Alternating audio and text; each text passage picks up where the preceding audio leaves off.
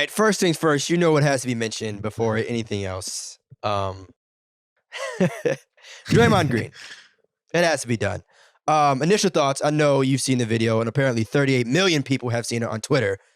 It's crazy. Talk about going viral before the season starts. Not mad at it. Draymond Green clocked, punched, whatever word we want to use. Jordan Poole, I know, we want to keep it basketball stuff. But at the same time, we have responsibility of addressing what happened. So what are your initial thoughts on everything that has taken place in the Bay? In the Bay. I mean, my initial thoughts when I first heard about the situation was it was kind of like, all right, well, Draymond Green's an enforcer. Guys on the team, they get a little out of hand and stuff like that, but you kind of need those guys on a championship caliber team. So it is what it is. You take the good with the bad. But then that was before the video came out. Then after the video, I'm like, all right, now. That's kind of crazy. Like, he really tried to sleep this man. Like, he stumbled. Thank God he stumbled, because if he didn't stumble, Jordan Poole could have been laid out on the floor. So it's just kind of like, that's my initial reaction to the video. And it's sad, it's unfortunate, but at the same time, I don't see how they recover from this. Because as a man, personally, if I'm in that locker room and we're in practice, every time I think about it, we about to fight. So it's just kind of like... You're saying if you're Jordan Poole or who? If I'm Jordan Poole, like every time we're in practice, every time I think about it, we're throwing hands. I don't think that's the case, because someone with that mentality, I don't think they would have pushed Draymond Green. My thing is, I wanted to hear the audio. The video, the visual was crazy. It was kind of wacky, but something had to have been said. That's the part that, and again, I don't know what was said, but obviously with the video being on silent, being on mute, it's like, okay, well, damn, Draymond Green just punched the hell out of his teammate. That's the headline. But as you know, and as I'm sure a lot of people know, sometimes that audio is the trigger. What gets said is trash talk is one thing, but we don't know that. So that's the part that's unclear. It's clear as day that Draymond Green punched him and Jordan Poole fell. Very simple. But nobody knows unless, the people at that practice are aware of what was actually said, then hey. And another thing too that's not getting talked about, was Draymond Green not pushed? Was there? So to me, it seemed like there was a response. It's a response, but you don't get in everybody's face and then think what you think is going to happen. You walking up in somebody's face where you about to damn near kiss him on the cheek. But you know what though? Okay, but you know what though? With that response, you don't get in nobody's face like that and then expect like something's going to happen. Okay. Or not you run with happen. that. My thing is, at the same time, you don't push no damn body and be surprised at what's going to happen. At least Draymond, because unfortunately, again, this isn't a boxing match. Jordan Poole may not have 110% expected that type of reaction, but at the same time, it's Draymond Green. The tensions are high.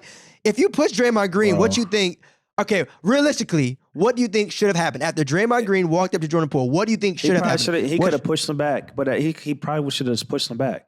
I don't think if that was Stephen Curry or Klay Thompson, that wouldn't have happened. And that wouldn't have happened. So the conversation of like, tempers get flared all the time.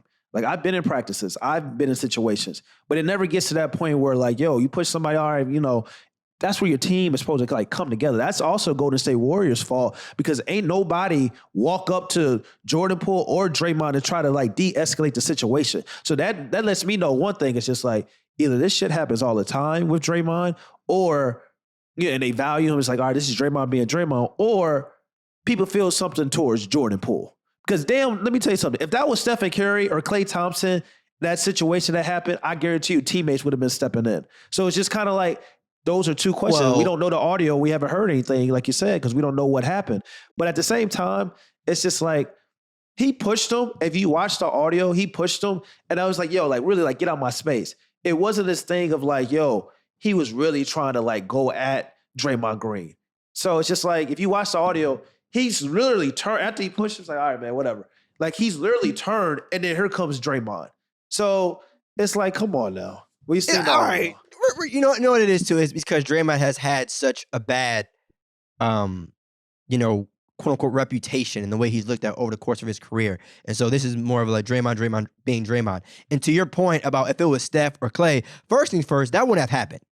Because again, I don't think Stephen or Klay would have said anything that would encourage Draymond to do that. And again, we don't know if Jordan Poole said anything, and if he did. Either way, and also too, Draymond wouldn't have done that. Draymond wouldn't have approached, let alone punch, but he wouldn't have approached Steph or Clay. Now again, there's he been on the court. Draymond Green not punching Stephen Curry in the face. I'm not going to entertain that. He was jabbing at LeBron like in the heat of the moment. So I don't know what if Draymond Green were to punch Stephen Curry in the face, he would no longer be on the Warriors. That's probably true. He would not put all that at risk. And again, he's smart. Quiet as people want to talk about the physicality and all that. He's a dog, intensity and all that. Draymond is still smart. So obviously he let the emotions get the best of him, but I don't think he would have put himself in that much of danger and say like, all right, Steph talking crazy? And again, also, I don't think Stephen would have pushed Draymond because Steph probably knows what it is. Nobody's face, like that's you don't walk up into somebody's face. You know, that's less than a man if you just let that slide. That's not how it works. Like okay, so all right, so what should Draymond have done then? Draymond should have pushed him. Draymond should have walked up to him. What should Draymond have done? He should have never approached him in that situation. You don't go and approach somebody and get all in their face. Like you're looking for something. You're looking for something. That's what happened. Okay, if it's wherever the audio is, unless they didn't say anything about your family or something, it never gets to that situation, no matter what. Trash talking is trash talk. Unless they said something really about your family or your kids, everything that everybody knows that are two things that are off limits. It should never get to that point. It really shouldn't. So let me ask you that's something. my situation. If you had to guess, because we can't assume, if you had to guess, right, what do you think made Draymond walk up to Jordan Poole? What was it? Do you think it was just overall frustration? Do you think it was something that Jordan said? Do you think that Draymond Green had enough? Because that, to me, is the part I feel like is getting forgotten or not talked about. Something had to have happened. Draymond is Draymond's a player in the locker room that's an enforcer. Draymond's a guy that's a leader as well. Draymond's a guy that will say what your teammates may not want to say, but everybody's thinking. So we saw that with the Kevin Durant situation where he told Kevin Durant, like, yo, we don't need you. We won without you. He told Kevin Durant that. This is Kevin Durant, arguably, to me, you know, a top 10 player of all time. To me, a top five talent this game of basketball has ever seen. So he told Kevin Durant that. So it could have been on the guise of something like, yo, you feeling yourself. Like, you ain't this, that. You still pup. You still got to earn some more stripes. It could have been something like that. And Jordan Poole could have, probably said something to Draymond like, yo, like, da-da-da, whatever the case may be. That's probably my initial, reaction of what I think probably happened. And Draymond is just like, well, if I could tell Kevin Durant this, who the hell is Jordan Poole to, come at me and really say anything? It's an ego thing. It's also a respect thing. It's also a legacy thing. It's also, I put my time in. I've been a part of creating a dynasty with the Golden State Warriors. And it's just kind of like, I've earned that respect of where, you really shouldn't say anything if I'm saying something to you. That's what I'm thinking it was with the whole situation. So what should the Warriors do with the Draymond Green? After this Jordan Poole incident, what do you think should be the final result? Because some type of action obviously has to be taken. He got on paid leave, like a police officer, doing some crazy shit. You know how that happens, and they get on paid leave. That's what the Golden State Warriors essentially did. They're like, all right, Draymond, go home. Let's I'm gonna take a few weeks off, stuff like that. Hopefully it calms down the press. People forget about it. That's essentially what happened. Like, if I'm Jordan Poole, though, I'm going into that front office. I'm saying it's me or Dre. Easy. That's how you feeling? That's how I'm feeling. Because what happens is you're disrespecting Jordan Poole. And Jordan Poole should feel disrespected by the Golden State Warriors. Oh my God. There's a lot of victim mentality here going on. Jordan Poole is a grown-ass man. At the end of the day, should Draymond have punched him, all that? Maybe not. That's up for debate. But damn, Jordan, I mean, it's definitely an awkward situation. I don't know how they can respond and get back and recover from this. I definitely would feel some type of way if I was Jordan. But at the same time, I don't know if, and I know contract extensions are on the way, but it's a lot to walk into that front office and say, you know what, it's either me or him. It shouldn't be. Jordan Poole went up for a contract extension. It shouldn't be. Jordan Poole's arguably the second best player on the Golden State Warriors. Why shouldn't it? And that's why I said it's getting disrespectful when we talk about the Golden State Warriors. And what tends to happen is just like, you got players on the Golden State Warriors, last year was probably the first time in NBA history. I don't know, maybe go back in time and, some people say this is not the first time in NBA. I could be wrong. But first time to me, since I've been watching the game, where a team won a championship where they were able to kind of develop guys and also have a core intact. And what tends to happen is kind of like when you're so used to being a top 3 player on your team throughout the dynasty, throughout the course of your career, and you built this legacy, it's like, all right, cool. But if you look back in the situation, and look at last year, Draymond Green and Klay Thompson probably aren't top 3 players on the Golden State Warriors roster. So it's just like their ego starts to okay, well, we have our legacy, but it's just like their ego's starting to bruise a little bit because it's just kind of like, well, we still the guys, we helped build this dynasty and things like that. But it's just like, that's fine. But as we all know, in life, it's what have you done for me lately? And going forward, if I'm Jordan Poole, I'm looking at the situation and it's like, who's more valuable for the future and the current right now? And that player is Jordan Poole. Like I said, he's arguably the second best player on the Golden State Warriors roster. So if I'm Jordan Poole, I'm going in there with that type of leverage and it's either me or it's either Dre. Because eventually, all of them can't stay anyway. Wiggins, Poole, Klay, Draymond, they're not going to, I know the Golden State Warriors are printing money in the Bay and everybody's talking about they're going to pay all these guys. They're not going to pay all these guys. Somebody's going to have to leave. And let me tell you something. It shouldn't be Poole and it shouldn't be Wiggins. So it is what it is, and that's the situation that's going on. Well, the Warriors are going to need Draymond if they plan on repeating. I want to make that very clear. Yeah, you made the case they would need both, Poole and Draymond. They'll need Poole more. They'll need Poole more. They're not winning a championship if Draymond Green isn't on the Warriors. Let's make that clear. And they're not winning a championship if Jordan Poole's not on this roster either. I don't know about that. I do. I do because he's our second best player. Klay Thompson is not what he is anymore. Fine. Draymond Green is defensively, and his anchor on the defensive side of the court is really great, and we know that. But it's just like that dribble handoff and stuff that he does on the offensive side of the court. You can look at some of the statistics. I'm not an analytic guy, but it's just like when he was off the court, the Golden State Warriors offense was kind of better at times. So it's just like, let's not get caught up in his impact right now of what we've seen over the course of his career with the Golden State Warriors. We talking about this past year. Who's more valuable going forward? Is it Jordan Poole or Draymond Green? It's definitely Jordan Poole to me, without a question. I mean, like I said, we can have the conversation of who is, I guess, quote unquote, more. But my point is, they're not winning it without Draymond Green. That's what I'm saying. The idea of Jordan Poole, very talented player. I think they're going to need him for the future and all of that. If someone says, and if you look at the next 7 years for the Warriors, who's a better quote unquote prospect? Sure, let's run with Jordan Poole. But to be very clear, there are things that Draymond Green brings to the table for the Warriors that they don't even have a clear replacement for. At least if you take off Jordan Poole from the table, you still got guys like Andrew Wiggins, Stephen Curry, Klay Thompson, guys that can put the ball in the hoop. Who the hell is guarding Jokic on that damn team outside of Draymond Green? Who the hell is going to be the dog on that damn team? Wiseman is going to be a really great defensive anchor this year if he can stay healthy. In comparison to Draymond Green. In comparison to Draymond Green. Cool. In comparison to Draymond Green. In comparison to Draymond Green. Let's be clear. And it ain't even close.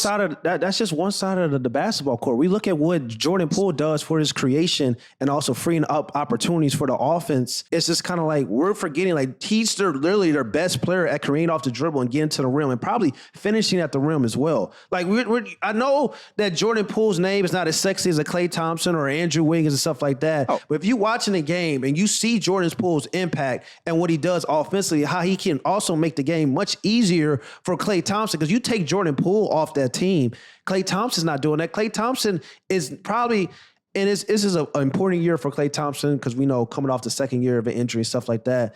But Jordan Poole, it's just and then you probably got Andrew Wiggins, then it's probably Klay Thompson if we really being real about certain things. So it's just kind of you lose Jordan Poole and that threat of creation.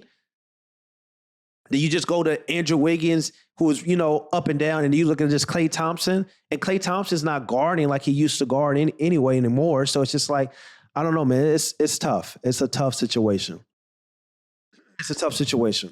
Agreed. All right. Cap or no cap? Cap or no cap? Victor Wembanyama is the best prospect since LeBron James. I'm saying probably no cap. I mean, for his hypeness, probably yeah. We never seen a player like him before. So I'll probably say no cap. I don't think that's really too hard to say. I would say cap. three names, not one, but three names come to mind. And I know people gonna react a little differently to this, but Andrew Wiggins, Ben Simmons, and Zion Williamson. And it's always tough to say this because obviously before he gets drafted to the league, before a guy gets drafted into the league, that's when he's most hyped, right? Like, I think people like the hype around Andrew Wiggins and Ben Simmons, and I guess now I'm speaking from a straight up high school point in time. I'm a mixtape, high school guy, like remembering when viral was happening before viral was happening, if you will. And obviously I know, to be 7'4", to be able to shoot a three at the age of 18, have an 8-foot wingspan. And again, Victor's gonna be a great basketball player, to be very clear. But when I think about just where I guess the world was in mentioning Zion and mentioning Ben and the comparisons that Andrew Wiggins had to deal with, we've never seen a player like Victor, but I think something that should be considered is who he would be going up against, right? So everything that he's doing now is completely amazing. I think he can still continue to dominate at the next level, but I think it's a little bit different when I hear the names of Zion and Andrew and Ben. And again, height-wise, yeah. Are you saying hype with a P or height? Hype. Oh, Hype. Yeah. Age-wise, because we're in America. So it's just kind of like, of course, things are going to be a little different if you think about it, because we're in America. It's just kind of like we saw like Zion Williamson, and even, Ben Simmons is from Australia, and we know Andrew Wiggins is from Canada, but those guys were still close enough on the scene to playing in, American gyms and stuff like that. So it was a little bit more easier to gravitate towards them than it is to Victor Wembanyama. But like you said, on the court wise, I mean, like, we never seen anything like Victor Wembanyama. And I'm talking about like even, like LeBron James, like Kobe Bryant, Michael Jordan, like for like a prospect standpoint, like we never seen a 7'4" guy that can do the things that he's done and also can rim protect. So it's just kind of like from a prospect standpoint, other than LeBron, it's probably Victor Wembanyama when we're just talking about the things you could do on the court. Because at his age, he could do some things on the court, that Zion Williamson, Ben Simmons, and Andrew Wiggins probably, wasn't doing. Especially at the level of his height and also his agility to run up and down the court, which, at that size, we all had Giannis Antetokounmpo and his agility and, how he goes so, from, up and down the court and the quickness that he goes. But Victor can do that as well. Also can catch and shoot. Also can play in the post. Also can defend. Does he remind you of Kristaps at all? A little bit. That was kind of the vibe I was getting. Handles the ball a lot better. His ability to your point, put the ball on the floor, catch and shoot. He definitely has him in that edge. But just the idea of being a what is KP? 7'3", 7'4" guy that can still, stretch the floor and at the same time protect the rim. But I think too, something that should be considered here is his overall longevity. I think Kristaps, again, the spectacle, if you will, was there, even with the Knicks early on in his career. But then as, you kind of move on with your career, like, can you maintain that? And again, Victor is still 18. So it's not like we're talking about him at the age of 34. But just the idea that, like, there's going to be expectations. But for now, I think it's important for everyone, just enjoy it. You know what I'm saying? We, like, to your point, we haven't seen a player like this in a very long time, if ever, to be honest with you. The closest is probably KD or KP. But either way, for now, I feel like the kid, Kristaps Porzingis, is more so like his frame, for his like the skinniness. Yeah. That's the only thing that he reminds me of, Kristaps Porzingis. What we about to start seeing in the next, we're seeing it now. It's like guys that are like, kids are growing up, tall kids that want to score the basketball, want to put the ball in the hoop. Why? Because they grew up watching Kevin Durant do it. You know what I'm saying? And then like, they're growing up watching Giannis do it. They're growing up watching Nikola Jokic. So we're about to start seeing like disciples of these players in the future, where we got guys that are big men and very tall, but it's just like they're developing these guard skills at such a young age, even at their height. Growing up, it used to be a thing where, you play basketball, guards down there, big man down there. It's not like that anymore. So I'm very looking forward to Victor. I think he's a hell of a prospect. He's special. Like LeBron James said, he came out and said like, yo, everybody talks about a unicorn. this guy's an alien. And that's high praise for LeBron James. But like you said, expectations are going to be extremely high because if you're asking me this question, is he the greatest prospect of all time or he's the greatest prospect we've seen since LeBron James? That means, coming into the league, his certain expectations is going to be like very, very high.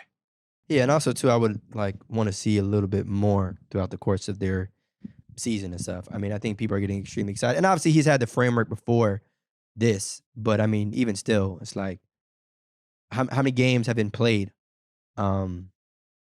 before we start to truly develop, a big enough opinion. But from what I've seen from him so far, definitely a great, fantastic ball player. Definitely has a lot of potential. He's grown on me. I saw him like the first highlights when I started paying attention was like a couple years ago when he was out there with Rudy Gobert in France, and I was just like, "Who is this kid?" And people were talking about like, "Yo, he's the best potential like prospect." That we've seen since LeBron James. I'm like, because Imani Bates was going crazy over him. I'm like, pump the brakes. But now we're looking at like 2 years later, he's got it actually better. And it's just kind of like, it's kind of crazy. And for a safety standpoint, Scoot is probably the pick you want to go to, who's probably going to have, a more like, I'm not going to say better career, but I'm going to say like for his longevity, probably hit that check mark because like you said, Victor Wembanyama, at his size, we know what comes with that. So it's just like that's the biggest, like, only probably like question mark. It's just like his size and like, is he going to be able to stay healthy, his durability? Because he's tall, he's running up and down the court. We've seen Kevin Durant have issues. You know what I'm saying? We've seen Kristaps Porzingis have issues. We've seen even Zion Williamson, a guy 6'6" who can jump out the gym, but had a lot of size, a lot of weight on him. It's just like, go to your knees, go to your feet. So that's the only thing I'm worried about for Victor Wembanyama. Facts. I mean, but what we've seen so far, definitely bright future ahead for him. But just like that, y'all. All right, another fire episode, No Pump Fakes. We gone. Peace.